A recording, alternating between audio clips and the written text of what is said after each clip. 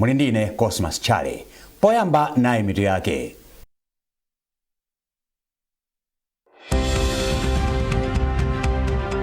Boma lati mgwirizano wabwino pakati pa mabungwe ndi nthambi zonse za boma pakagwiridwe ka ntchito ungathandize kupititsa patsogolo ntchito za chitukuko. Nzika pafupifupi 30,000 zafika mdziko muno kuchokera mdziko la South Africa. Ndipo mu nkhani za masewero, mphunzitsi wa timu ya Queens wati kusewera ndi timu ya Zimbabwe mu masewero ongopimana mphamvu kuthandiza timuyi kuti ikonzekere bwino mpikisano wa Commonwealth.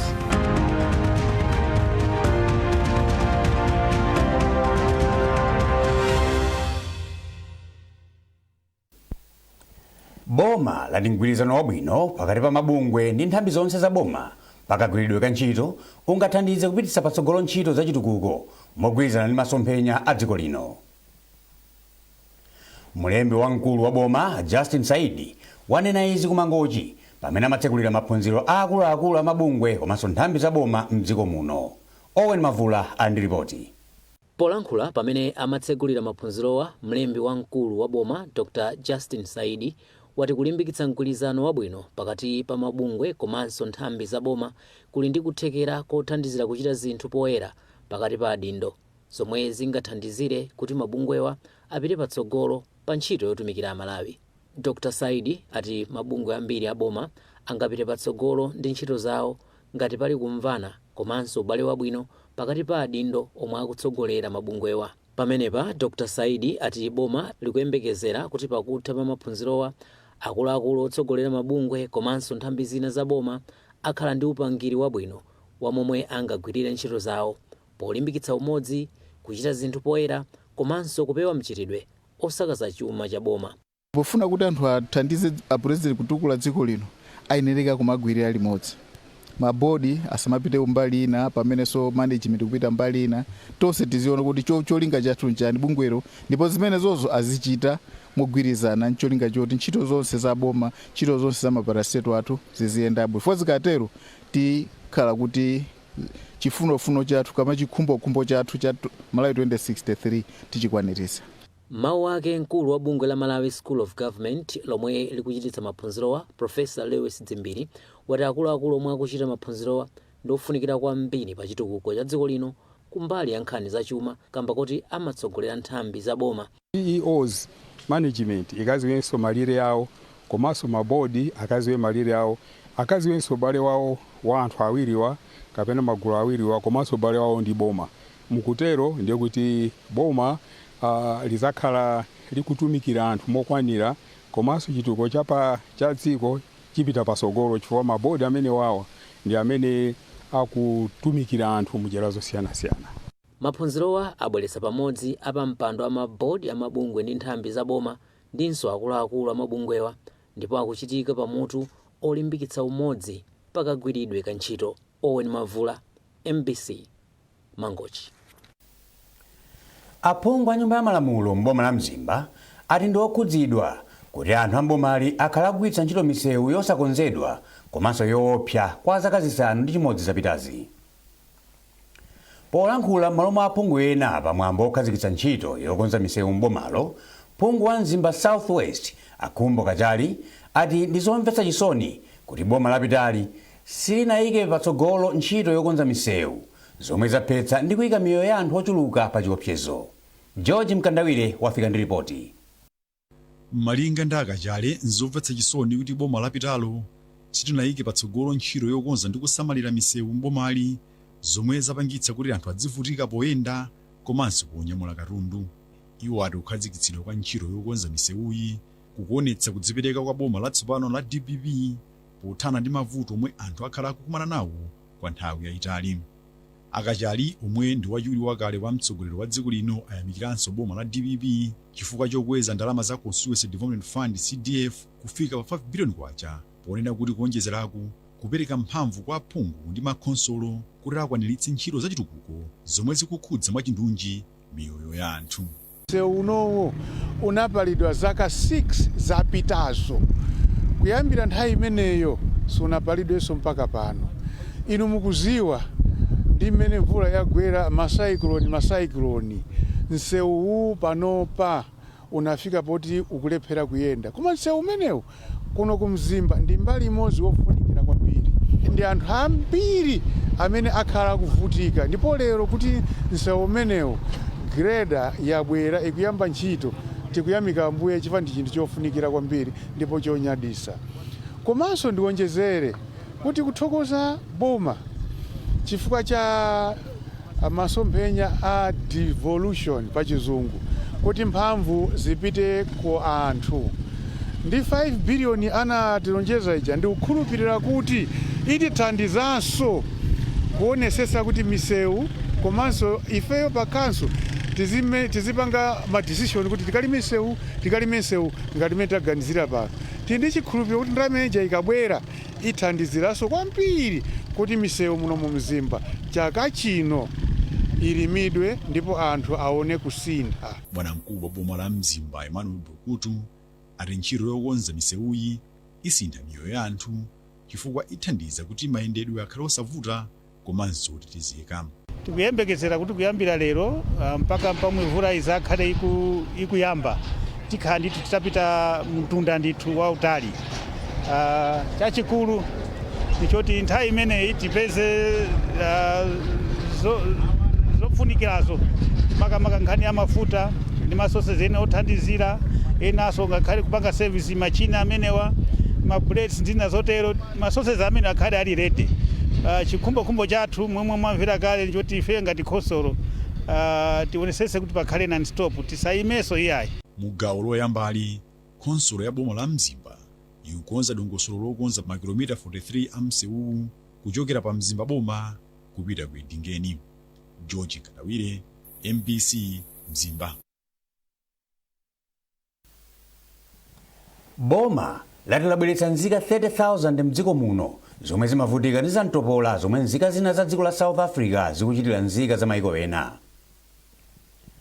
Nduna yoona ubale wa dziko lino ndi maiko ena a George Chaponda yanena izi ku nyumba ya malamulo ku Lilongwe pomwe imapereka chithunzithunzi cha mmene ntchitoyi ikuyendera. Kuchokera ku Lilongwe nayu Austin Fukula ndi nkhani yonse. Ndunayi yati dziko la South Africa lathandiza ndi mabasi pomwe boma linatumiza mabasi 55 otengera anthu mdzikolo omwe akukumana ndi nkhanza ndi zipolowe. Apa Chaponda ati ngakhale anthu 30,000 abwera mdziko muno, chiwerengo cha Malawi chikupitirira kukwera tsiku ndi tsiku. Pasupano lino zapomezeka kuti SADC azatumiza komiti imene zapita ku South Africa kuti ione zimene zikuchitika bwanji, kuti kusogolo kuno tione chochita kweni chifukwa Africa sopano tikunena za umozi, economic integration, sichoncho tikuyang'ana za kusogolo kuti ziyenda limozi, anthu aziyenda country change, ndiye zinthu zokhala ngati zimene zimakhala ngati zikutibwezera kumbuyo. Ndiye chifukwa kwa chache SADC apita kumeneka. Komanso chokomeresapo ndi kuti a president avomereza kuti a Cyril Ramaphosa president aku South Africa akutumiza mtumwi wawo kuti azaonane ndi za president kuti aone chochita. Pothirirapo ndemanga mtsogoleri wa zipani zotsutsa nyumba ya malamulo a Simplex Chichola Banda ati pomwe boma likukangalika ndi ntchitoyi nkofunika kuti ntchitoyi ichitike mwachangu. Engagement yo bilateral kuti maministers akuno ndi maministers auko akambirane. Yachiwiri kuonetsetsa kuti pakhale dongosolo labwino kunoko kumudzi, tiyike ma programs oti awathandiza anthu amene akubwerawo kuti moyo usakhale wopweteka kwambiri. Tangoganizani kuti ana ambiri amene asitsa skulu akubwera kuno, amene wakuyenera kuti boma lithandizire apite m'maskulu. Nkhanza zochitira anthu obwera mdziko la South Africa zinayamba mwezi wa Epulo chaka chino. Izitu zachititsa kuti Amalawi ena komanso nzika za mayiko ena zitaye miyoyo yawo ndi katundu kuonongeka mwazina. Nyumba ya malamulo ipitirira kukambirana nkhani zokhudza Malawi, mabilu, mwayi wa mafunso opita kwa nduna mwazina mpaka pa 31 Julayi mwezi uno. Austin Fukula, NBC Lilongwe. Nduna ya maboma ang'ono Ben Piri yati boma lionetsetsa kuti ndalama za thumba la chitukuko la CDF akuzipereka mnthawi yake m'makonsolo onse a mdziko muno kuti chitukuko chipite patsogolo. Aphiri anena izi ku nyumba ya malamulo ku Lilongwe pomwe amauza aphungu kuti ndalamazi ayamba kuzipereka m'makonsolo akamaliza dongosolo lonse. Padakali panopa makhansolo ndoyembekezera achita advertise akufuna tsopano anthu amene akagwire ntchitozo. Remember, mukumbukire inuyo kunena kuti ntchito zikagwiridwe zija ogwira se akukhansolo agwire se aboma ndi ma contractors. Ndiye padakali pano makhansolo ambiri ayika m'manyuzi kuti afuna anthu odziwa kumanga. So anthu odziwa kumanga across the country ndi amene akuyenera kuchita apply. Akapanga apply, Minister of Finance ndiyo konzeka ndi ndalama kuti yapatse fee yoyambiri amene makha 20% yoti achite mobilizing kuyamba kumanga. Kwina akwadzilipidwa malingana ndi stage imene ali. Komanso quality ndi china chilichonse pa ma dashboard amene tikuchita launch aja itaonetsa inunso mutanena kuti ife ngatatola nkhani zimene akuti akumanga apazi ndiye zenizeni, because ndalama tikugwitsa ntchitozi ndi za msonkho wa Malawi. Amalawi akuyenera adziona value ya ndalama zawo. Ndikukhulupirira kuti next week, likely next week, in the course of next week, tikuyenera kuti tikhale tachita launch dashboard. Padakali pano amachita popularize and data ikulowa kuti tsiku limene tikuyitaneni kuti bwerani mudzaone tidzitha kunena kuti 10 tipite kuchitipa olo inu mutha kunena kuti 10 tipite ku Nkatabe constituency yakuti pamene paja ikuonetsani MP wakudera kondani kuli ma projects anji. Mukuonera nkhanizi kuchokera kuno ku MBC.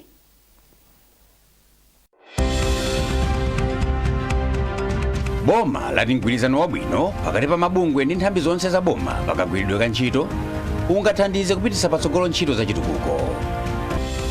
Nzika pafupifupi 30,000 zafika mdziko muno kuchokera mdziko la South Africa. Ndipo mu nkhani za masewero, mphunzitsi wa timu ya Queens wati kusewera ndi timu ya Zimbabwe mu masewero ongopimana mphamvu kuthandiza timuyi kuti ikonzekere bwino mpikisano wa Commonwealth.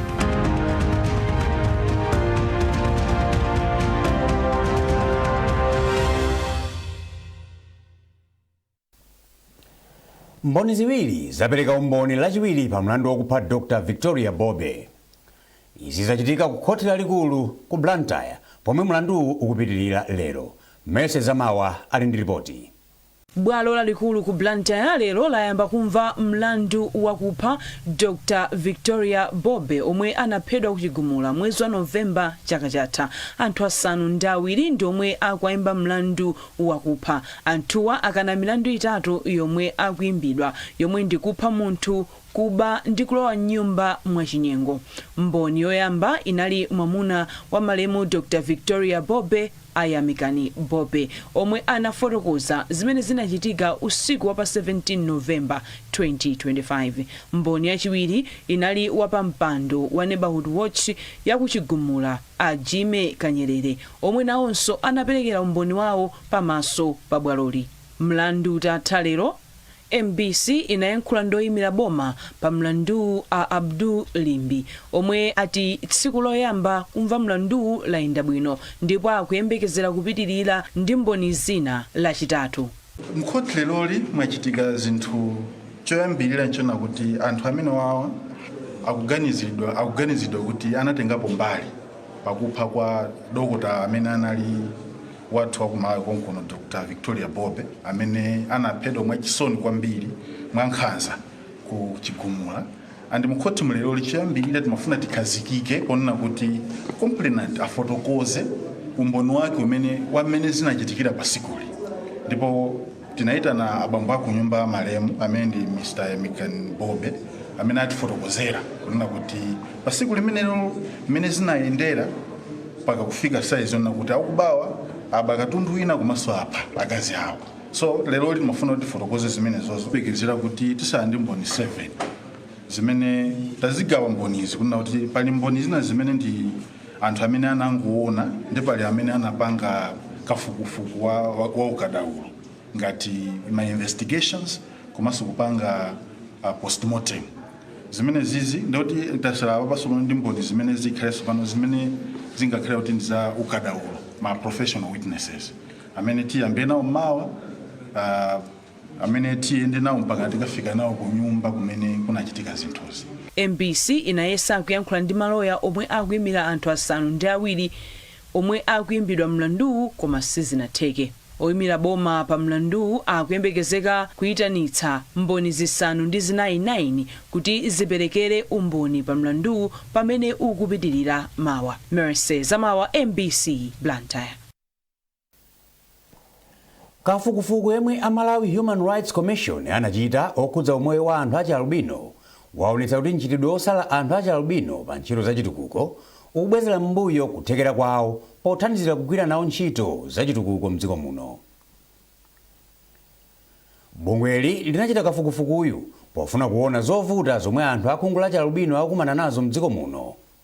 Mmodzi mwa akuluakulu ku bungwe la Malawi Human Rights Commission, Andrew Kavala, atsindika kufunika kopereka uthenga kwa anthu kuti asinthe kaganizidwe kawo pa anthu akhungu la albino kuti izi zisinthe. Beatrice Mwape wadza ndi ripoti. Mwazina ripoti ili laonetsa kuti anthu akhungu la albino akukumana ndi mavuto azaumoyo kamba kakuchepa kwa akadaulo ogwira ntchito zachipatala monga akatswiri amatenda apakhungu ndi maso. Ripoti ili laonetsanso kuti anthu achi albino sakulandira thandizo lokwanira akafuna kupeza maphunziro ndipo ana ambiri akumasiya sukulu pa njira. Ripoti ili latinso anthu akhungu la albino sakukhala ndi mwayi okwanira kuti apeze ntchito ngakhalenso kuchita malonda oti awathandizire pa moyo wawo. Kuphatikiza apo, ripoti ili lati mapologalamu othandizira anthu monga amtukula pa khomo sakufikira anthu achi albino ndipo miyambo ndi chikhalidwe zikusonkhezera kuwasala.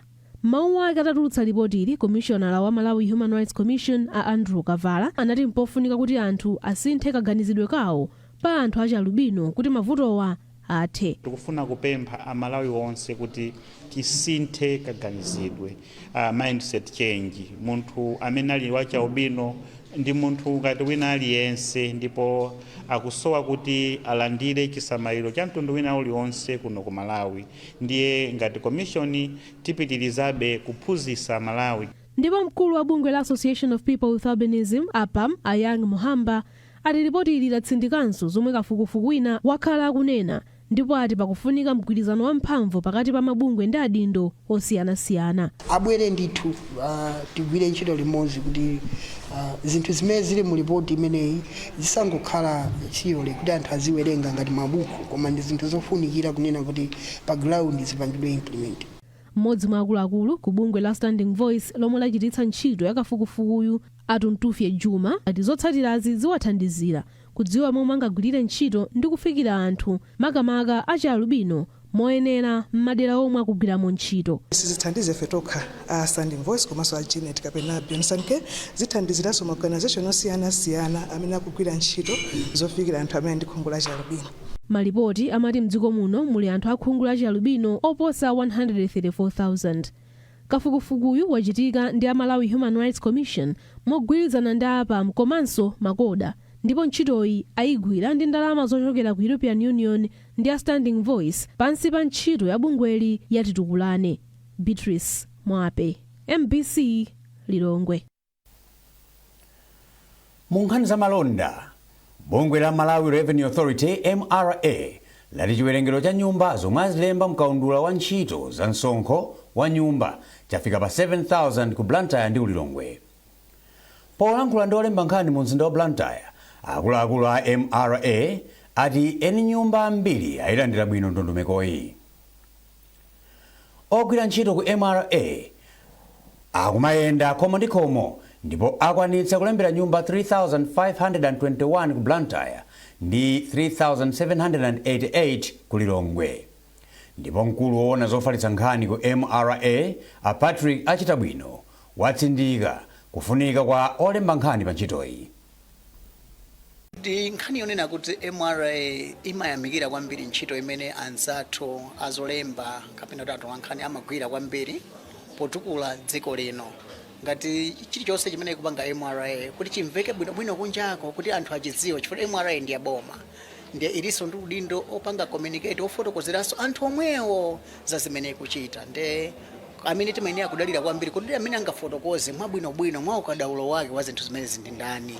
Ndipo mukayang'ana mbali imeneyo chifukwa tinachiona kuti ndichofunika koposa kuti tikhale pansi ndi atola nkhani tikambirane nawo afotokozere kuti program ya project ya electronic invoicing system ili pati padakali pano kuti muzifotokoza mwenera komanso mwina project ya za rentals imene imati rental income ili pati ndi tinaona kuti ndikoyenerera kuposa kuti zimenezo tizere kwa anzathu a media kuti muthe kufotokozera mtundu wa Malawi.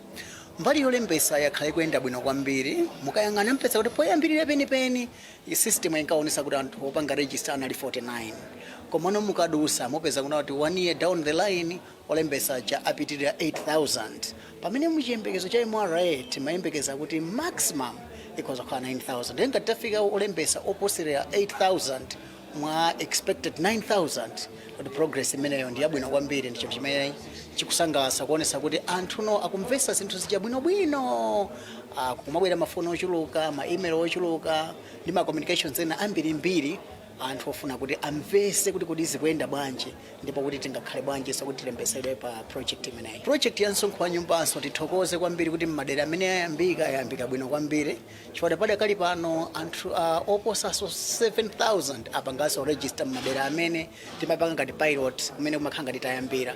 Ndiye imeneyi ndi progress yonera kuti tikuyenera kuyinyadira chifukwa tikuchokera pa chinthu choti sichimachitika ndiye tachifika pochipanga tafika pa level yangati imeneyi. Tikuyembekezanso kuti mmene tizipita phase yachiwiri kumapitanso madera ena zikhalanso zimene zikukwerakwera manambala amene akukwera mopitirira. Ndipo olemba nkhani ati misonkho yofotokoza tsatanetsatane wa ntchito za MRA ndi yofunika monga akunenera olemba nkhani za malonda komanso chuma Chimwemwe Mangazi. Nzofunika kwambiri chifukwa akuchita ntchito zosiyanasiyana a MRA ndi anabwera ndi mauthenga otidziwitsa kuti zinthu zikuyenda bwanji pa ntchito zina zimene akuchita ngati ndondomeko ya EIS imene akhazikitsa posachedwa imene imathandiza kuunikira msonkho wa value added tax komanso amakamba za msonkho umene eni nyumba zobwereketsera akukonza kumapereka akuyenera kumapereka so akutifotokozera kuti ku EIS ku anthu alowapo ndithu so tikamadziwa zimene zija ndiye kuti ifenso tikatenga nkhani imeneyi ndi kukapereka kwa mtundu wa Malawi ambiri adziwa kuti komatu ndisasalire nanenso ndichite nawo zimenezi zimene zithandizenso kuti ntchito zimene akugwira MRA zitheke mosavuta ndikuthandiza kutolera msonkho ochuluka chuma chimene chimathandizanso kuyendesa dziko lino. Mphunzitsi wa timu ya mpira wa manja ya dziko lino ya Queens wati kusewera ndi timu ya Zimbabwe mu masewero ongopimana mphamvu kuthandiza timuyi kuti ikonzekere bwino mpikisano wa Commonwealth omwe uchitike kumapeto a mwezi uno mdziko la Scotland. Fula wati masewero anayiwa ndi ofunika kwambiri pokonza timuyi poti timu ya Zimbabwe yakhala ikugonjetsa mu masewero atatu omwe asewera nayo mbuyomu zomwe zikutanthauza kuti zokonzekerazi zikhala zamphamvu kwambiri. Ndipo mtsogoleri wa osewera Queens Takundwa Lwazi akuti masewero a Zimbabwe akhala muyeso wabwino wa momwe akonzekerera mpikisano wa Commonwealth. Kubwera kwa Zimbabwe kwa ife ndikofunika kwambiri monga somukudziwa taluza katatu kwa Zimbabwe, Namibia, Zimbabwe then pa Malawi pomwe. Ndiye kwa ife tinyozo kuti tiyambire pa iwowa kuona kuti ma mistake omwe timapanga ndi ati ndiye zinthu zijata zipanga collect ndiye tifuna tiyesereso pa iwo omwewa since anati chinyako kwana katatu. Naye mphunzitsi wa timu ya Zimbabwe Tapiwa Chilenda wati agwiritsa ntchito masewerowa pokonzekera masewero a mumpikisano wa pa dziko lonse. Mtsogoleri wa bungwe la NAMU Vitumbiko Gubuduza wayikira kumbuyo chiganizo chokuti masewerowa asaoneredwe ndi anthu ena kuphatikizapo olemba nkhani. Tikaulutsa magemuwa eti kapena kuwaonetsa pa TV chimene chimachitika nchonena kuti maiko ena amakhala kubera kunena kuti kodi Malawi kusewera motani kapena mayimidwe awo ndotani ndi amapezeka kuti amatenga information imene jayo mukukati konzekera game isanayambe. Ife tifuna kuti tikamakasewera ndi anthu ena akhala anthu odabwa kunena kuti kodi Malawi akusewera bwanji ndi ichi chitukena kuti mpofunikira kuti chinsinsi cha maseweredwe athu chikhale chikusungika kunena kuti anthu asatiwerenge. Timu ya Malawi idzanyamuka mdziko muno pa 14 mwezi uno kupita ku England komwe ikasewerenso masewero ena opimana mphamvu isanapitirire ku Glasgow mdziko la Scotland komwe kukachitikire mpikisanowu ndipo udzayamba pa 21 mwezi uno. Amin Musa, MBC Sport, Blantyre. Tembisire Kazembe tsopano ndi katswiri wa akatswiri amasewero a pool mchigawo chakumwera. Kazembe yomwe wapambana mpikisano wa osewera 112 mchigawo chakumwera kumathero a sabatayi wapanganso mbiri yatsopano kumpikisanowu pomwe wagonjetsa katswiri wa Africa Griffin Stamford mu ndime ya ma semi-finals. Iye wati maloto ake ndi odzalemba mbiri pokhala katswiri wa masewero apa dziko lonse. Kazembe akufotokoza. Chipambano chimenechi ndi chinthu chapamwamba kwambiri kunena zoona, ndipo sindingathe kulongosola kuti kulondo kuchimva bwanji pakadali pano pakayi. Malevu amene ndimafuna nditafika ndi omwewa wachina gide oti ndizipanga represent Malawi ngati international player wa Malawi. Ndi chinthu chapamwamba kwambiri kumwina player ngati ameneyo. Koma approach yanga ya game inali yokuti nanenso ndikupita kukawina kutengera ndikomwe ndikuchokera. Sinimaona kukula kwa munthu kapena kuchepa kwa munthu. Ine ndimamenya vuo imene ndimayidziwa. Ginte ndi player oti ndamenya naye vuo kwambiri. Inali oti tinayambira limodzi nthawi imene kalekale kwambiri mwina ma 2013 14. Tayambira limodzi kukula limodzi mundilande kunseka ukulu tamenya kwambiri vuo. Komano iyeyo anakhala nawo pamwamba kuposa ife. Komano apapa sizinali zimene zonsoyo. Inali nkhani yokuti basi ife tabwera kuzawina tikuyeneka kuwina. David Matiya ndi wachiwiri kwa mtsogoleri wa bungwe loyendesa masewerowa mchigawo chakumwera. Maplayer amene analowa mpikisano wathu tinali maplayer 112 and pa maplayer 112 11 anali asikana, ndiponso ifenso tinaonanso kuti chodabwisa kuti ulendo uno tili ndi azimayi ambiri omwe alowa mu tournament imeneyi. And ifeyo ichichi ndi chabe chiyambi chake tikuyamba ndi kaye ma singles chonchi kuti ma singles-iwo maplayer atiziwe ifenso taziwe, chifukwa cholinga chathu tikuona pasogolo pomwe tikuona kuti masewero apu Southern Region kunoko atatukuka and kutukuka kwake ifeyo tikhale onyamula mbendera ya dziko lino. Monga tikukonzera ngati komiti inoyo tikukonzekera kuti ikamati November ino kuli masewera ku Zambia titenge timu yathu ya ku Southern Region kunoko ikayimirire Southern Region komanso Malawi.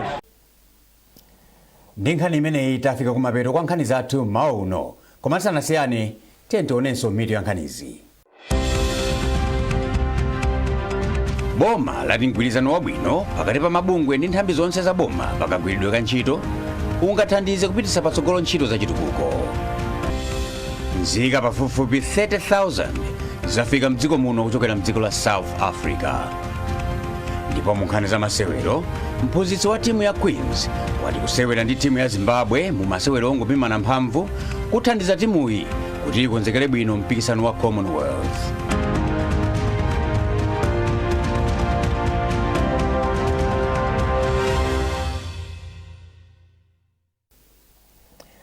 Pezani nkhanizi ndi zina zambiri popita pa mbc.mw kapena MBC Digital pa Facebook, Instagram komanso X. Munali ndine Cosmas Chale, mawa wabwino.